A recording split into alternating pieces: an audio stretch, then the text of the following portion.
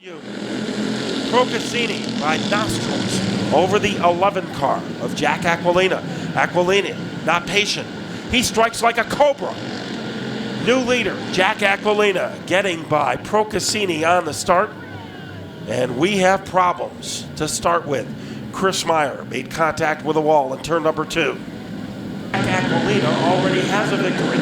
Aquilina getting it up. Aquilina keeping it on restarts, isn't he, in turn number 11? And he will be able to missile his way into the lead. Looks like Aquilina had all timed perfectly.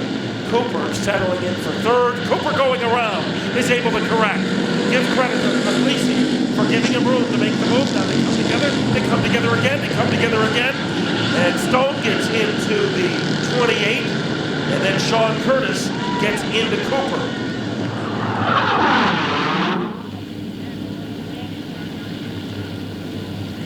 And now we are getting ready to go. We hope. Aquilina has been good on the restarts, but maybe the outside proves the place to be for our sportsman, because Procaccini looks tough, Aquilina looks tougher. And look at the move made by Walt Hovey as he is able to Thunderbird his way into second. Procaccini is on life support. As that car got away from him, he is trying to reel it back in, attacking for the lead. It's Walt Hovey on the outside. So Hovey giving it his best shot on the outside. The man in front is Aquilina. The man on the outside, Walt Hovey. They dart off the 4th corner. Going outside for some momentum off the banking is Walt Hovey. Remember, he won last week. Those two cars, they are taped together like adhesive tape. The 16 is all over the 11 car. They stormtroop their way off the 4th corner. Aquilina has shoved away Hovey for the time being. He also has to worry about Ron Oldham in car number 83. 3 cars could fit in a sleeping bag. Aquilina wide awake at the front of the field. On the outside is Hovey. Oldham is right there. So is Stone. And now Galvin makes it a 5-some. The top 5 could fit in a vase. And the brightest flower right now is Jack Aquilina. On the outside is Hovey. Right there is Ronnie Oldham in car number 83. We have polished off 6 laps. On the outside, we have a battle. Ronnie Oldham is in 3rd. The man in 2nd trying to take the lead away is Hovey. Maybe getting a little too far outside and lost a little bit of his edge. 3 wide, turn 1. It stays 3 wide in turn 2. Ronnie Oldham making that Evel Knievel type move. Ronnie Oldham going for the lead for the 2nd time tonight. Here comes Oldham. Aquilina not giving him that lead.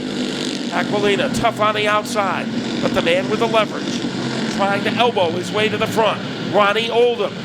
Galvin is there in car number 18. Hovey is hanging tough in car number 16. Al Stone not going far away in the 5th position. Oldham is our new leader. He was able to squeeze past the 11 of Aquilina. So Oldham made his car go skinny, almost like he Richard Simmons his way underneath the 11 of Aquilina. Then it is the 18 of Galvin. And now on the outside is Hovey.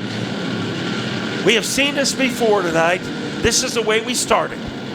Ronnie Oldham in the lead. He waited until August 9th to get a victory. Could he get 2 in one night? Galvin moving into 2nd. The comeback kid, and you know Josh Galvin will have something in reserve for the final stages of this race. Galvin had to sit out the first race because of rear end damage. He is moving into 2nd. Hovey trying to regain his 3rd place status. Aquilina making that very difficult. And Al Stone has been right there, planted in 5th. Ronnie Oldham. They say lightning doesn't strike twice. Well, Ronnie Oldham says now, don't believe it. He is 7 laps away from a doubleheader sweep. Hovey is able to jackknife his way underneath the Aquilina car to move into 3rd. In 5th is Al Stone.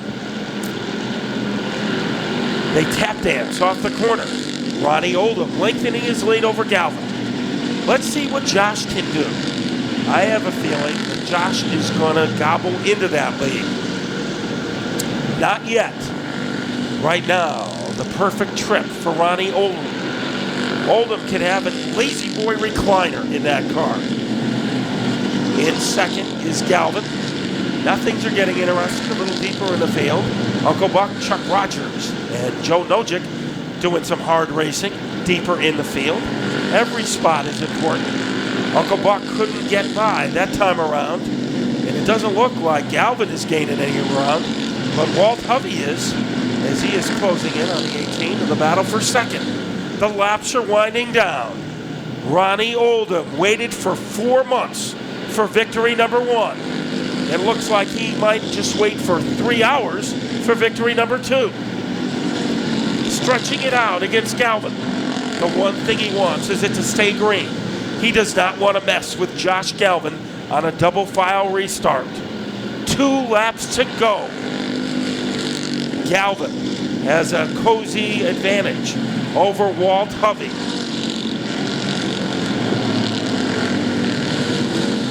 Leading by a wheat field. The 83 of Oldham. 1 lap to go. Galvin in 2nd. Hovey followed by Aquilina and Stone, Nojic, and Rogers providing the most exciting racing on the final lap. But the brilliance is being furnished by car number 83. For the 2nd time tonight, Ronnie Oldham has done it. Galvin in 2nd. Hovey, followed by Aquilina. Then it's Stone, and Nojic was able to hold off Rogers for 6. Walt Hovey, our 3rd place finisher, as he finishes 3rd for the 2nd straight feature, has climbed out of the car. Gary Danko is with him. That's right, Matt. Another great run tonight for Walt Hovey. 3rd in the 1st feature, 3rd in the 2nd feature. Take us through it. Yeah, we got to get an A for consistency. The car wasn't great, but it wasn't bad at all. Just wasn't very good on the outside. I thought I could have gotten Jack. Almost cleared him. He came up a couple times, got boxed out, and just ran out of time. And congratulations to Ronnie Oldham and Josh Galvin. How about the sponsors on your race car? I got to thank Chris's Automotive. He's there whenever I need him. And then I just have to thank my Aunt Maggie and my wife for putting up with me, my son, my family for coming out, and all the fans that stick around to watch the show. Walt Hovey comes home in 3rd with car number 16. Now, the driver of car number 18, Josh Galvin, he had to sit out the first event because he had rear end problems. They got that all squared away, and he comes home with a 2nd place in feature event number 2. Your thoughts? Oh, that was pretty wild. It was getting dicey in the beginning. I didn't know really what was going to happen. I didn't even know how our car was going to be, but it ended up being pretty good. We made the right moves, and we actually started the race a position back from where we should have. I guess Steve might have messed that up a little bit, but it was a pretty good run overall. I got to thank everybody in my pit area that helped me out all day long. Everybody was just completely digging all day long, and we got it done. Now, your grandfather, is it your grandfather that came up here to see you race, and where's he from? My grandfather and Lou are up here from Florida. They came from Florida just to see the Waterford Speedbowl show, and I think we showed them a pretty good show. Absolutely. Josh Galvin comes home in 2nd with car number 18. Earlier today, we talked to him in feature event number 1, Ronnie Oldham, the driver of car number 83. He comes back a couple hours later to put the number 83 back into Town Fair Tire Victory Lane. We're talking twice today here in Town Fair Tire Victory Lane. What a day for you here at the Bowl. What can you tell us? God, I don't know. I cannot thank my crew enough. We would not be here if it wasn't for them. We've worked so hard on this car for the past 2 weeks, and God, thank you. It finally is paying off. Thank you, crew. Thank you, sponsors. Thank you, everybody. And, of course, the power plant that you said earlier, a Bauer engine from Mark Cooper. It's got the least power I've ever had in my life, but you know what? It slowed me down or something and got us here twice in one day. I don't care. That thing's number 1 in my book. When are you going to have your brand new power plant underneath the hood, or are you going to keep this one in? It'll be soon. Okay, congratulations going out to Ronnie Oldham as he comes home with his second win here today at the Bowl. Guys? And you know, Gary, he could have been going too slow because he ran the fastest lap of that race. 17.718 seconds, 76.194 miles per hour. So Ronnie Oldham, maybe you were faster than you thought as you were able to sweep a Sportsman doubleheader.